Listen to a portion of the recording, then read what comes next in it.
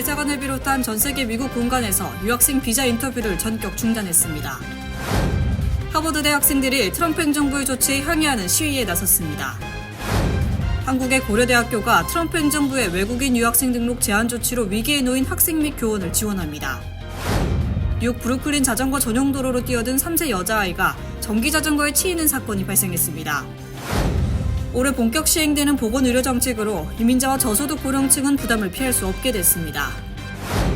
플로리다주 마이애미 도심에서 경찰이 차량 앞 유리에 매달려 운전자를 향해 총격을 가하는 사건이 발생했습니다.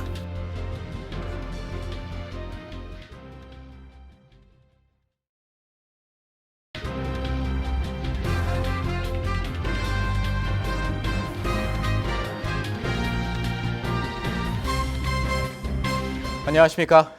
KBTV 뉴스 9 이창원입니다.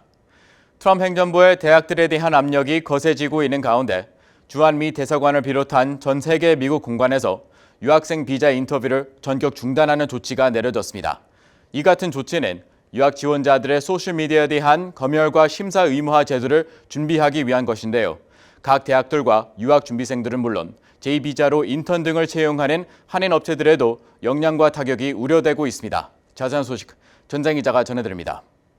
마코 루비오 국무장관은 전 세계 미 대사관과 영사관들의 비자를 신청하는 학생들의 소셜미디어 심사와 검증 확대를 준비하기 위해 영사부서는 추가 지침이 담긴 별도 전문이 발표될 때까지 학생 및 교환 방문자 비자 인터뷰 일정 추가를 즉시 중단해야 한다고 지시했습니다. 다만 루비오 장관은 이미 예약된 인터뷰는 예정대로 진행하도록 했습니다. 이 외교 전문에는 인터뷰가 일시 중단되는 비자의 종류도 FMJ 비자가 명시됐습니다. F비자는 미국 대학에 유학하거나 어학 연수를 받으려는 학생이 받아야 하는 비자이고 M비자는 직업훈련을 받으려는 사람이 취득하는 것이며 교육, 예술, 과학 분야 교류를 위한 제2비자는 교환, 연구자, 학생 등을 위한 비자입니다. 이에 따라 올 가을 학기에 미국 대학 입학을 위해 비자를 받으려는 한국인 유학생들이 제때 비자를 받지 못하게 될 가능성도 우려되고 있습니다. 앞서 가자 전쟁이 발생한 이후 미국 대학에서 반유대주의나 친팔레스타인 시위가 잇따르자 행정부는 시위에 참여한 외국인 학생들을 상대로 소셜미디어 심사 요건을 도입한 바 있습니다. 특히 반이스라엘 활동에 참가한 유학생과 연구원의 비자를 대거 취소했으며 이를 계기로 학생 비자 신청자에 대한 심사를 대폭 강화하고 있습니다. 폴리티코는 앞으로 반유대주의에 국한하지 않고 반미 혹은 트럼프 대통령을 강하게 비판하는 SNS 게시물도 심사 대상에 오를 가능성이 있다고 보고 있습니다.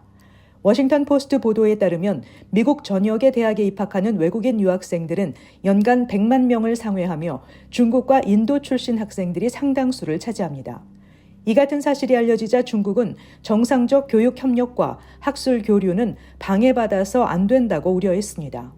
미국 대학들 역시 트럼프 행정부가 선포한 강경한 문화 전쟁이 대학 다양성의 근간이자 재정적 기여 역시 상당한 유학생의 축소로 이어질지 주목하고 있습니다.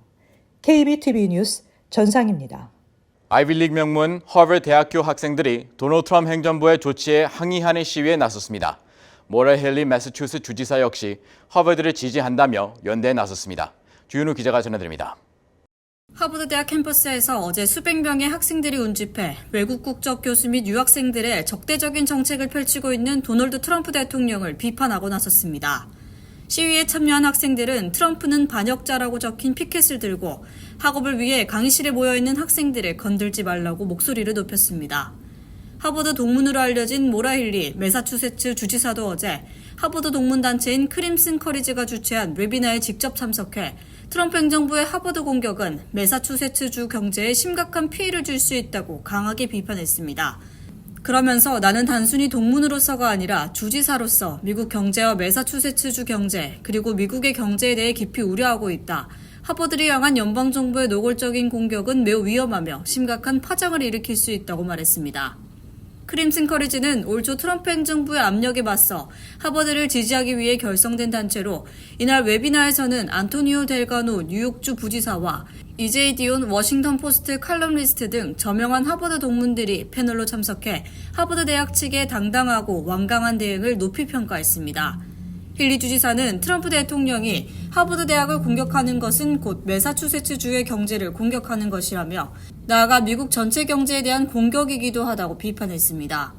힐리 주지사에 따르면 하버드는 매사추세츠주에서 네 번째로 큰 고용기관으로 연간 60억 달러 이상을 주정부 경제에 기여하고 있습니다. 한편 이날 웨비나는 3,000명이 넘는 참석자가 함께했습니다. 앞서 국토안보부는 하버드대가 캠퍼스 내 반유대주의 행위에 적절한 대처를 하지 못했으며 중국 공산당과 협력하고 있다는 이유로 외국 유학생들을 등록하지 못하도록 조치했습니다. 이에 하버드 대학이 연방법원에 가처분 신청을 내며 외국인 학생 등록 금지 조치 효력은 일시 중단된 상태지만 법적 공방이 이어지고 있습니다. KBTV 뉴스 주현우입니다. 한국의 고려대학교가 한국 내 대학 중 처음으로 트럼프 행정부의 외국인 유학생 등록 제한 조치로 위기에 놓인 유학생과 교원들을 유치해 고려대에서 학업을 이어가도록 지원합니다. 한국인은 물론 미국인이 아닌 외국인 모두 지원 대상입니다. 전장 기자입니다. 고려대는 미 정부가 하버드대의 외국인 학생 등록 자격을 박탈한 데 따라 학업상 어려움을 겪게 된 교수, 박사 후 과정 연구원, 대학원생, 학부생 등에게 특별 프로그램을 추진할 예정이라고 밝혔습니다. 앞서 22일 국토안보부는 하버드대는 더 이상 외국인 학생을 등록받을 수 없다며 기존 외국인 학생들은 학교를 옮기지 않을 경우 법적 지위를 잃는다고 밝혔습니다. 하버드대 국제부 총장실에 따르면 2022년 기준 한국인 재학생은 317명에 달합니다. 고려대는 하버드대 등 미국 대학의 우수 교원들을 특별 초빙 방식으로 신속하게 채용하고 필요시 숙소 등도 제공한다는 입장입니다. 유망한 박사호 과정 연구원은 연구 중점 교수로 초빙할 방침입니다. 대학원생, 학부생의 학업 단절이 없도록 교환 학생과 계절 학기 프로그램을 통해 이들이 고려대에서 학점을 이수하고 인정받을 수 있도록 할 계획입니다. 서울대, 연세대는 아직 새로운 지원 방침을 세우지 않은 것으로 파악됐습니다. 한편 홍콩 정부도 해당 학생들을 받아들이겠다는 입장을 밝혔습니다. 지원 대학에는 홍콩대, 홍콩중문대, 홍콩과기대, 홍콩이공대 등이 포함됩니다. 일본 정부도 홍콩과 유사한 입장을 내놨습니다. 일본 문부과학성은 미국의 외국인 학생 등록 제한으로 인해 학업에 차질이 생긴 경우 일본 대학들이 수용할 수 있도록 지원 방안을 검토하라고 각 대학에 요청했습니다. KBTV 뉴스 전상입니다. 뉴욕 브루클린 자전거 전용 도로로 뛰어든 3세 여자아이가 달려오던 전기 자전거에 치이는 사건이 발생해 자전거 전용 도로를 둘러싼 정체 공방으로 이어지고 있습니다. 사고 직후 에릭 애덤 뉴욕시장까지 입장을 밝히는 등 파장이 커지고 있습니다. 주인우 기자의 보도입니다. 지난 일요일 저녁 7시 40분경 브루클린 사우스 윌리엄스버그 지역에 위치한 베이포드 애비뉴와 파크 애비뉴 교차로에서 3세 여아가 전기 자전거에 치이는 사건이 발생했습니다. 3세 여아는 도로변에 이중 주차한 차량에서 성인 남성과 함께 내린 직후 즉시 자전거 전용 도로로 뛰어들었습니다. 이때 달려오던 전기 자전거가 여아와 충돌했습니다. 사고로 당한 여아는 복부에 경미한 부상을 입었으며 인근 병원으로 이송돼 치료를 받았습니다. 자전거 운전자는 22세 남성으로 전해지며 당시 배달 업무를 하던 중이었던 것으로 추정되며 수사당국에 체포되진 않았습니다.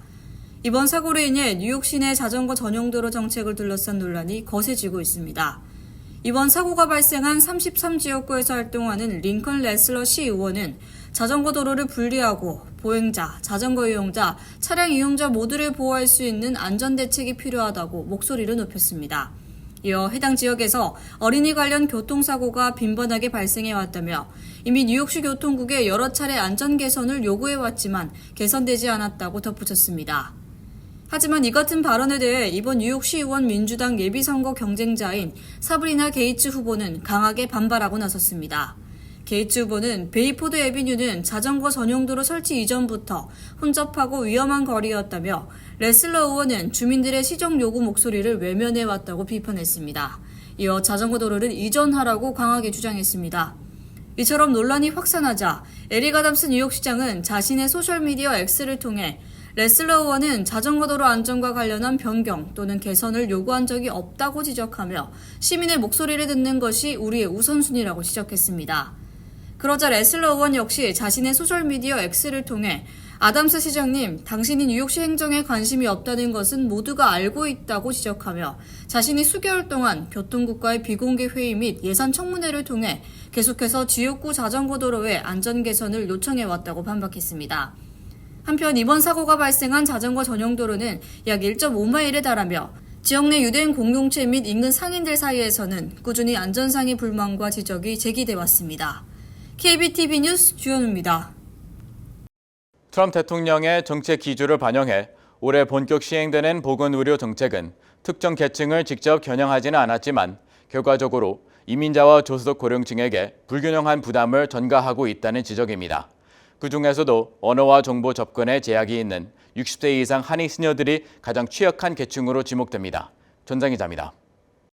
이번 정책 변화의 핵심은 공공의료 지원 축소와 민영화 강화, 그리고 보험료 인상을 주요 내용으로 하며 그 여파는 의료 접근성이 취약한 그룹에 집중되고 있습니다. 메디케이드와 메디케어 시스템의 구조 변화로 우선 메디케이드의 경우 연방정부의 지원 규모가 줄고 각 주정부의 자율권이 강화되면서 수혜 조건이 까다로워졌습니다. 특히 근로 요건이 다시 적용되기 시작한 주에서는 취약계층의 탈락이 현실화되고 있습니다. 이는 영어 소통이 어려운 이민자, 특히 이민 초기 고령자들에게 직접적인 위협으로 작용하고 있습니다. 또한 메디케어는 기본적으로 유지되고 있지만 민간 보험사 운영의 메디케어 어드밴티지 프로그램 확대가 가속화되면서 문제점이 드러나고 있습니다. 프로그램은 선택지가 많고 보장 항목이 복잡해 시니어들이 제대로 이해하고 활용하기 어렵다는 지적이 많습니다. 일부 한인은 보험은 있지만 실질적으로 필요한 의료 서비스를 받지 못하는 보험 속 무의료 상태에 놓이고 있다는 것입니다. 가장 큰 타격을 받고 있는 연령층은 60세 이상으로 이들은 메디케어 가입 자격이 있더라도 언어 장벽, 복잡한 행정 절차, 그리고 경제적 부담으로 인해 적극적으로 보험을 활용하지 못하고 있습니다. 특히 치과, 시력 교정, 정형외과, 노인성 질환 치료 등은 메디케어에서 충분히 보장되지 않아 자비 부담이 커지면서 실질적인 치료 포기가 증가하고 있습니다. 올해부터 대부분의 민간 보험사에서 월 보험료 인상과 함께 자기 부담금 역시 상승함에 따라 보험에 가입해도 병원 방문을 미루는 사례가 빈번해지고 있습니다.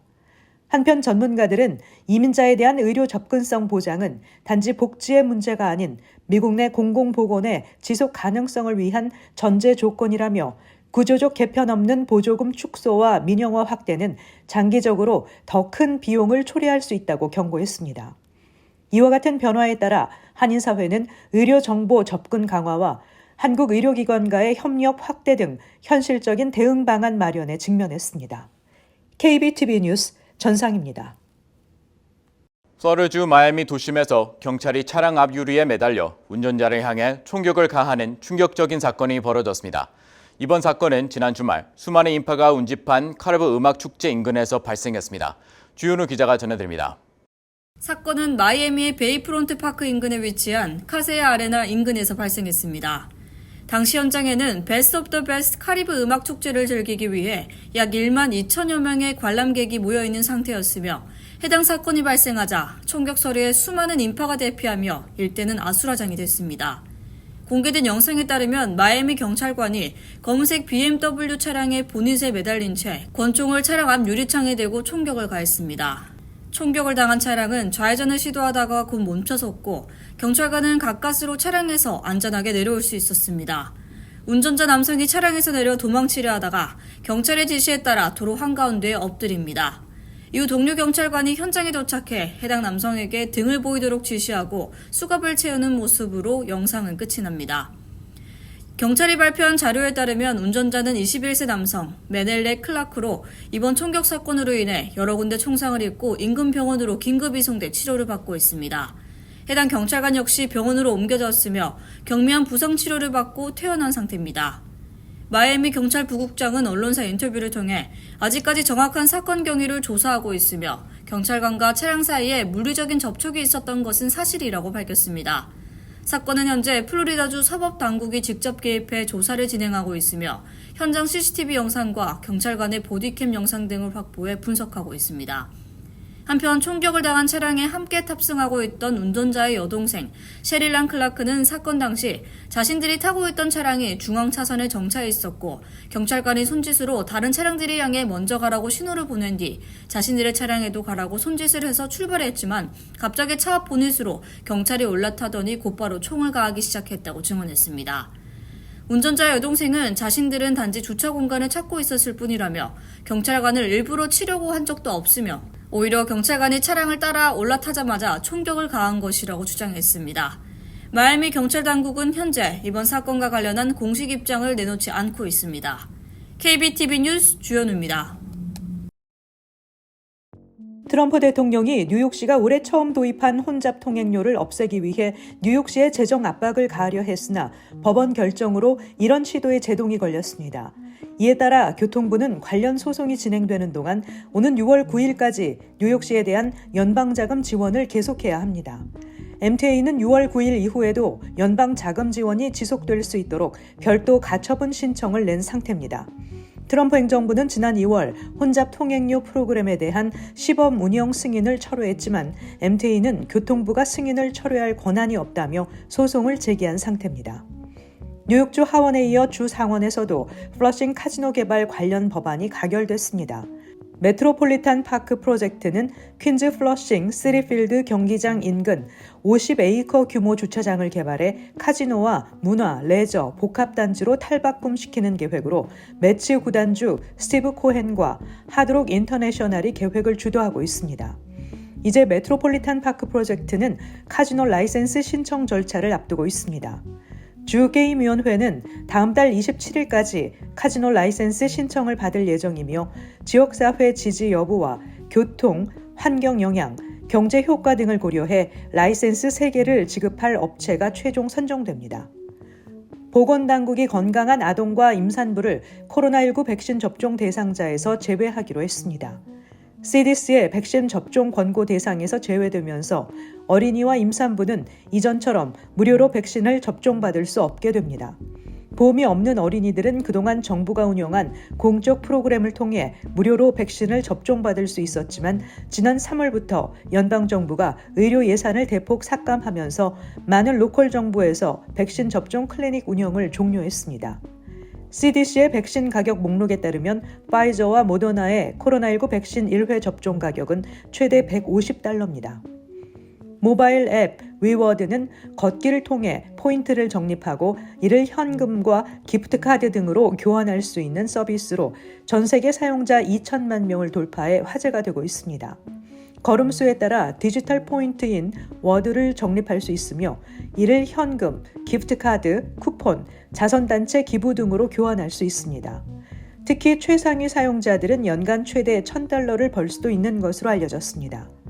위워드는 현재까지 사용자들에게 $2천만 이상의 현금을 지급해 $100만 자선단체에 기부한 것으로 전해졌습니다. 위워드와 비슷한 방식으로 걸어서 포인트를 얻는 앱으로는 스웨트코인, 캐시워크, 워크파이 등이 있습니다. 해당 앱들은 애플 앱스토어와 구글 플레이에서 무료로 다운로드할 수 있습니다. 마이키 셰릴 주지사 후보는 뉴저지의 대표적인 한인 밀집 지역인 팰리세이드 파크를 방문해 주민들과 함께하며 지역사회 문제점들과 관련한 의견을 나누는 시간을 가졌습니다. 166번 버스 탑승자들의 통근 고충을 직접 듣고 팰리세이드 파크, 레오니아, 포틀리 등지의 교통 혼잡, 그리고 집값과 물가 안정 대책을 공유했습니다. 셰릴 후보는 뉴저지 민주당 11지역구 4선 연방하원 의원이자 해군 장교 출신으로 현재 민주당 주지사 후보 중 여론조사 선두를 유지하고 있습니다. 팰리세이드 파크 브로드웨이 비뉴에 주지사 후보가 방문한 것은 지난 2009년 크리스 크리스티 당시 후보 이후 이번이 처음입니다. 잠시 후 커뮤니티 브리핑을 전해드립니다.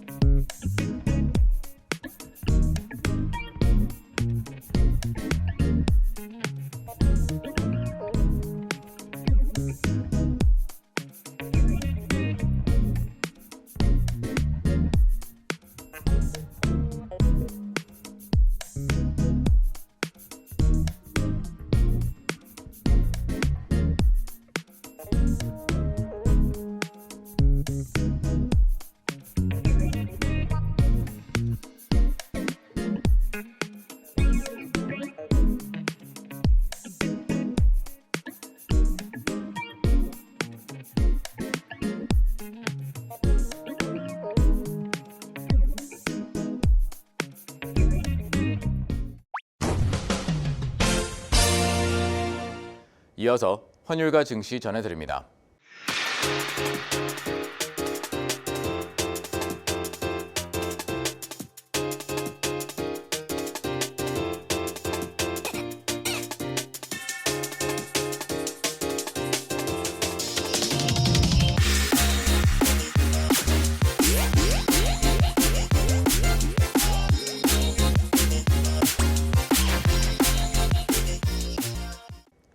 잠시 후 뉴욕과 뉴저지 날씨 전해드립니다.